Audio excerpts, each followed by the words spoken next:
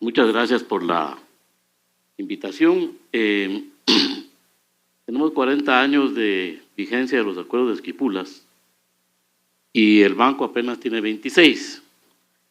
De manera que, solo para aclarar ese tema que me lo han preguntado quienes han visto el programa, quisiera rápidamente hablar del banco como una experiencia muy exitosa, como una obra que yo insisto en decirle a nuestros colaboradores, amigos, que es obra de hombres, pero es un poco más que obra de hombres, por lo que yo les voy a mostrar hoy.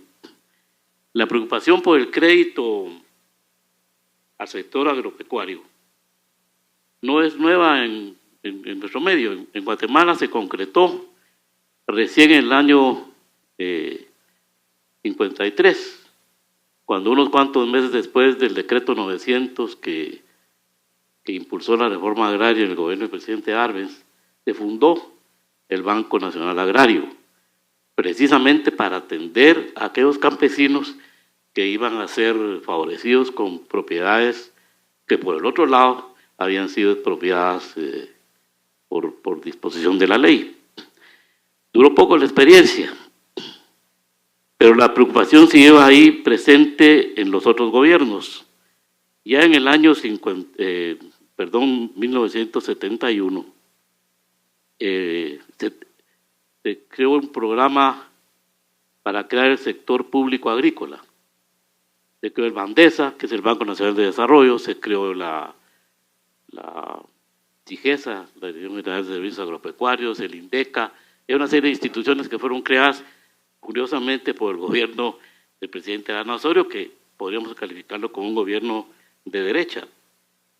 Creó el banco y la experiencia fue positiva y negativa. Fue muy buena desde el punto de vista del desarrollo, porque el Bandesa abrió, llegó a tener hasta 70 y pico puntos de servicio en la República, y fue en ese tiempo el banco que más puntos de servicio tenía en toda la República. El sistema financiero estaba concentrado en la capital de la República. Y el sector público agrícola junto y Bandesa sí le dieron servicio al campesino. De manera que cuando en el año 97 el gobierno del presidente Arzú decidió terminar con el Bandesa y crear por ley una sociedad anónima que creaba el Ban Rural, lo hizo precisamente con los bienes del Bandesa. Ahora, lo positivo es que el Ban Rural heredó el cariño de la gente en el campo, porque en eso cumplió. Y lo negativo del asunto es que una vez los políticos empezaron a ser nombrados en las directivas del Bandesa, financieramente el Bandesa se dedicó a darle crédito a los grandes, y entonces fue un fracaso financiero, una pérdida de dinero importante que llegó a costarle aproximadamente unos 150 promedio millones de quetzales al año al Estado de Guatemala. De manera que, digamos, se privatizó. Y la decisión del presidente Arzú, recomendada desde hacía algunos años por diversas personas, fue convertir un banco mixto, en el que el Estado se salvaguardó un 30% del capital y el resto del 70% se distribuyó a organizaciones cooperativas, organizaciones mayas, chincas, garífunas y cualquier asociación de pueblo originario, asociaciones comunitarias, organizaciones no gubernamentales, pequeños y medianos empresarios, empleados del banco, mujeres rurales, asociaciones campesinas y público en general. La experiencia, si va pasando por favor las diapositivas, la siguiente. Les cuento rápidamente los resultados que ha tenido el banco. Lo que tienen en la pantalla son las principales fuentes de fondeo. La naranja es el ahorro, la oscura de abajo son depósitos monetarios y la de arriba es los depósitos a plazo. Arribita ustedes miran una celeste, crédito del exterior. Es un banco que necesita poco crédito, es parte del éxito que tiene porque tiene un fondeo barato. Pero quisiera contarles cómo está esa distribución de las cuentas del banco. El banco tiene un 40% de todas las cuentas bancarias que existen en la República y el resto de otros bancos, que son 17 y 18, tiene el 59 y pico restante. Pero cuando vamos al ahorro, el banco tiene el 52.6% de todas las cuentas de ahorro que existen en la República y el resto de bancos el 47%. Eso tiene una razón que tiene que ver con su formación y con la forma de su capitalización, como ustedes lo van a ver más adelante.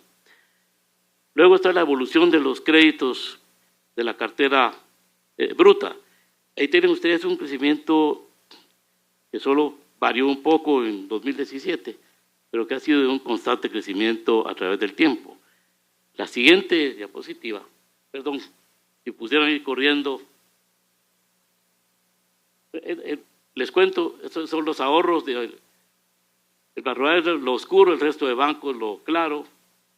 La siguiente, por favor. Esta es la cartera de créditos y ahora vamos a ver dónde están esos créditos.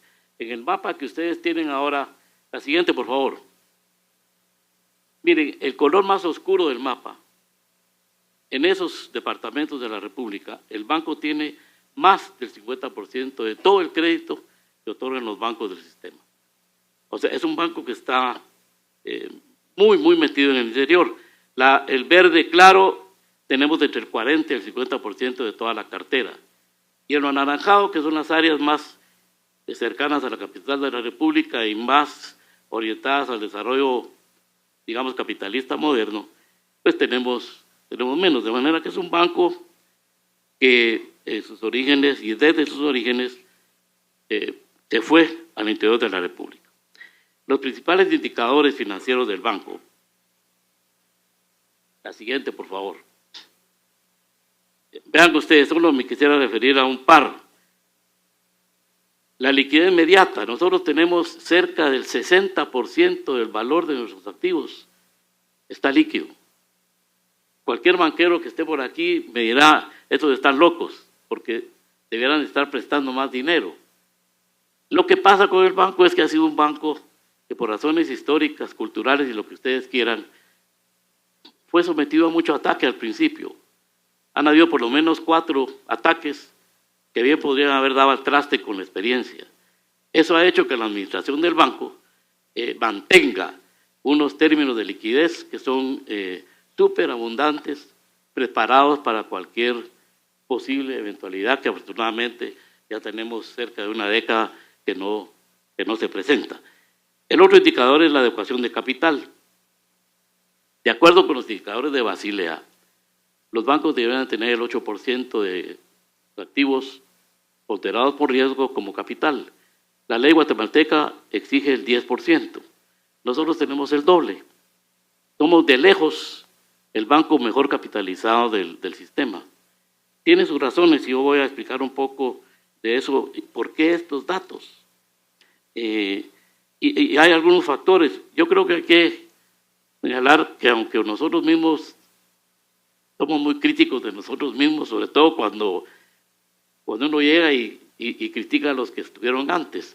Somos muy críticos, pero realmente se ha tenido una administración en medio de todo acertada y prudente. Y eso ha dado como resultado, se lo voy a mostrar en gráficas seguidamente.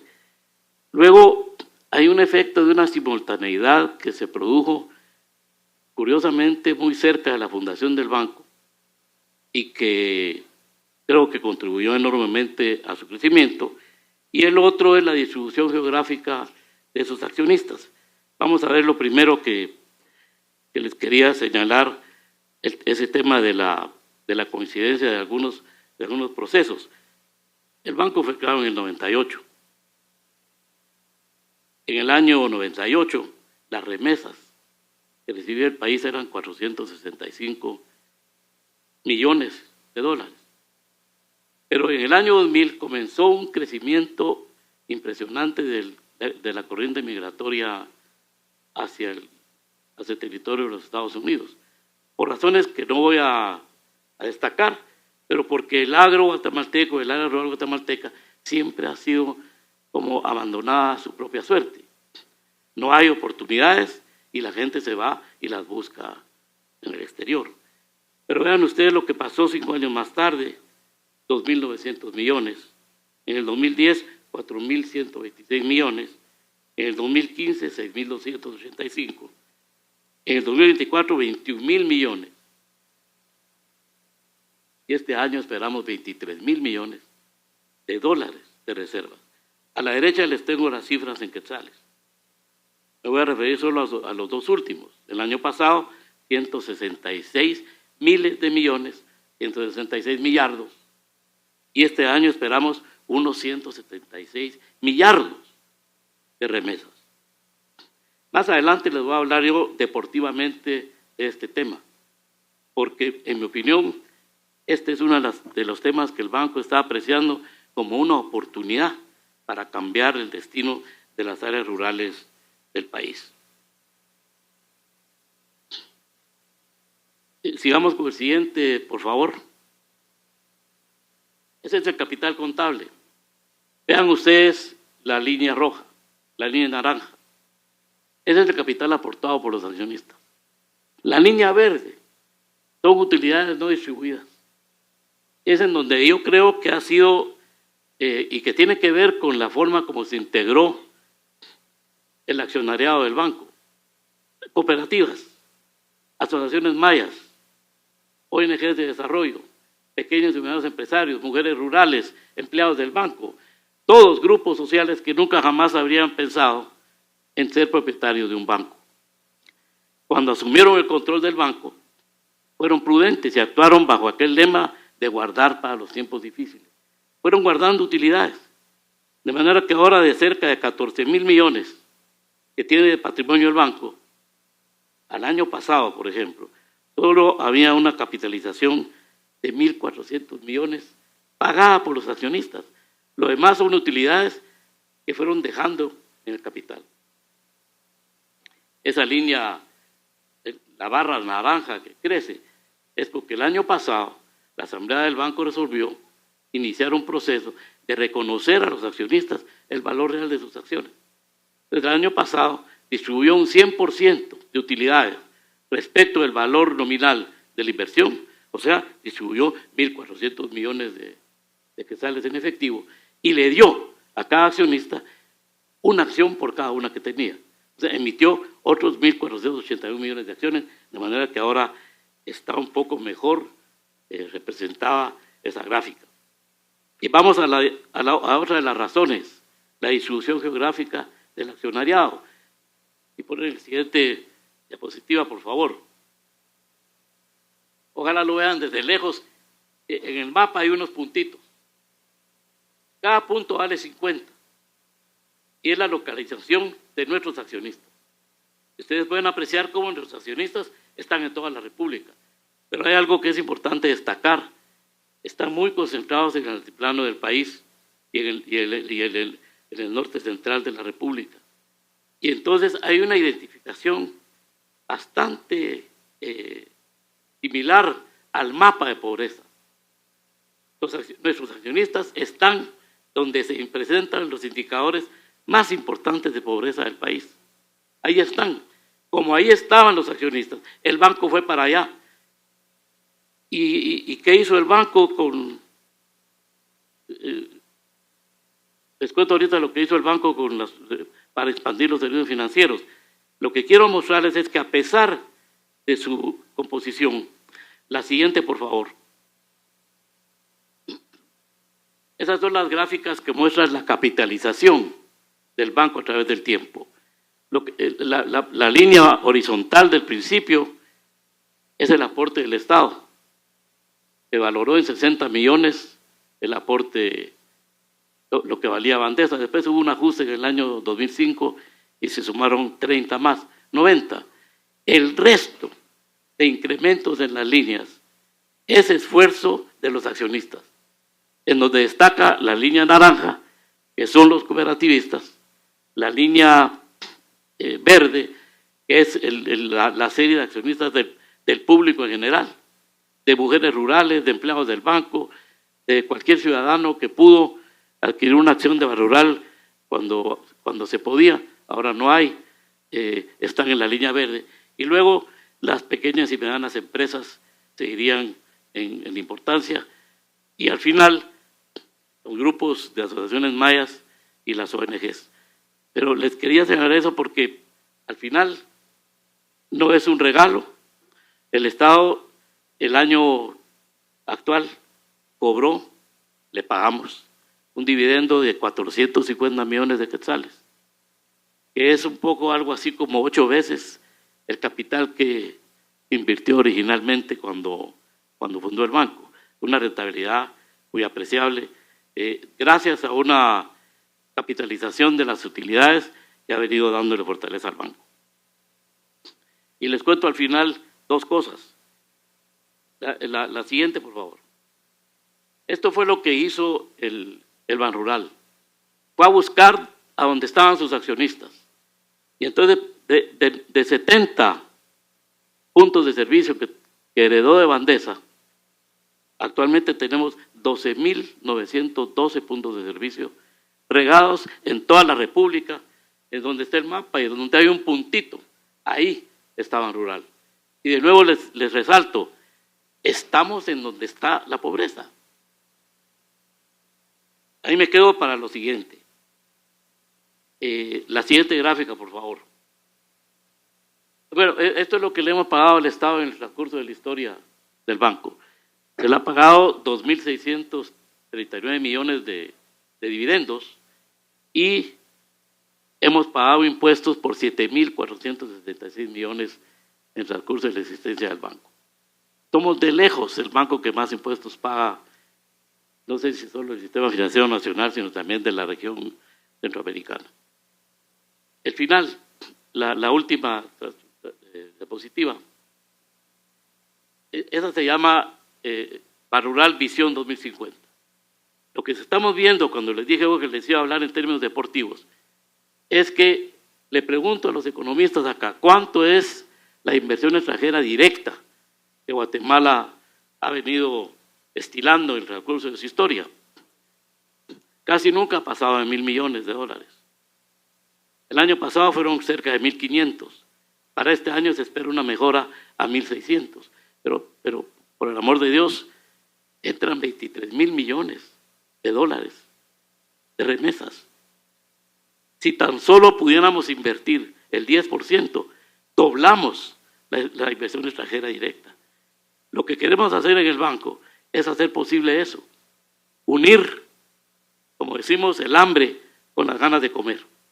Porque lo que ocurre con las remesas familiares es que ahora los que sostuvieron la economía del país con su trabajo en el campo ya no están aquí, están en los Estados Unidos. Y allá lo que ganan es de ellos. Y de eso vienen los 20 y pico, los miles de millones de remesas.